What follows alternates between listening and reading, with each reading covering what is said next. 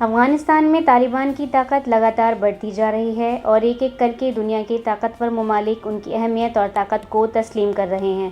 چین نے بھی طالبان کی طاقت کا اعتراف کر لیا ہے اور سنجیانگ کی فوج کو الرٹ رہنے کے لیے کہا ہے۔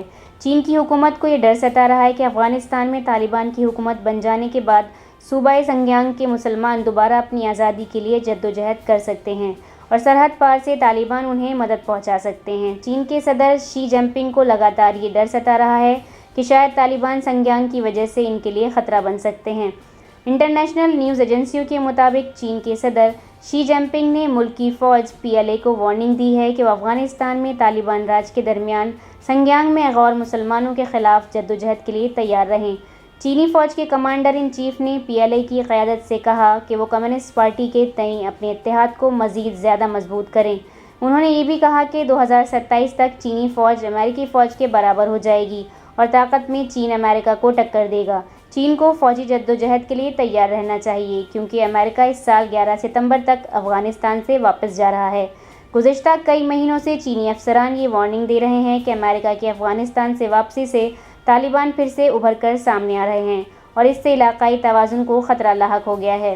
صدر شی جن پنگ اور چین کے وزیر خارجہ وانگ ای نے اس ہفتے کہا تھا کہ امریکہ کی واپسی سے غور مسلمانوں کو ایک محفوظ ٹھکانہ مل گیا ہے جو چین کے سنجیانگ صوبے میں کمیونسٹ پارٹی پر حملے کر سکتے ہیں۔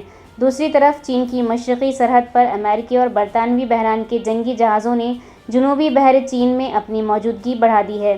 وہ کھلے عام چین کے سمندری دعوے کو چیلنج کر رہے ہیں۔ چین کے آرمی ڈے کے موقع پر شی جن پنگ نے کہا کہ حکمراں کمیونسٹ پارٹی سروے سروا ہے اور فوج امریکہ کی طرز پر 2027 تک دنیا کی بہترین فوج بننے کے لیے ٹھوس کوشش کر رہی ہے۔ گزشتہ برس شی جن پنگ کی قیادت میں کمیونسٹ پارٹی آف چائنا کے سیمینار میں چینی فوج کو 2027 تک امریکہ کی طرز پر ایک مکمل جدید فوج بنانے سے متعلق منصوبے کو حتمی شکل دی گئی تھی۔ طالبان سے چین کے خوف کی وجہ سے ظاہر ہے چین طویل عرصے سے سنجیانگ کے غور مسلمانوں پر ظلم کر رہا ہے، انہیں انسانی حقوق سے محروم کر رکھا ہے۔ طالبان کے بڑھتے قدم سے چین کو لگتا ہے سنجیانگ میں اس کا قبضہ مزید برقرار نہیں رہ سکتا ہے۔ عوام دوبارہ آزادی کی جنگ چھیڑ سکتے ہیں، اس لیے ابھی سے طالبان کا خوف دلا کر چینی صدر نے اپنی فوج کو متحرک رہنے کا آرڈر جاری کر دیا ہے۔ تازہ رپورٹ کے مطابق افغانستان کے زیادہ تر حصوں پر طالبان کنٹرول ہو چکا ہے، صرف چند شہری علاقوں پر اشرف غنی کی حکومت باقی رہ گئی ہے۔ بیورو رپورٹ، ملت ٹائمز۔ ملت ٹائمز کو آپ کی ضرورت ہے، ہماری آپ مالی مدد کریں۔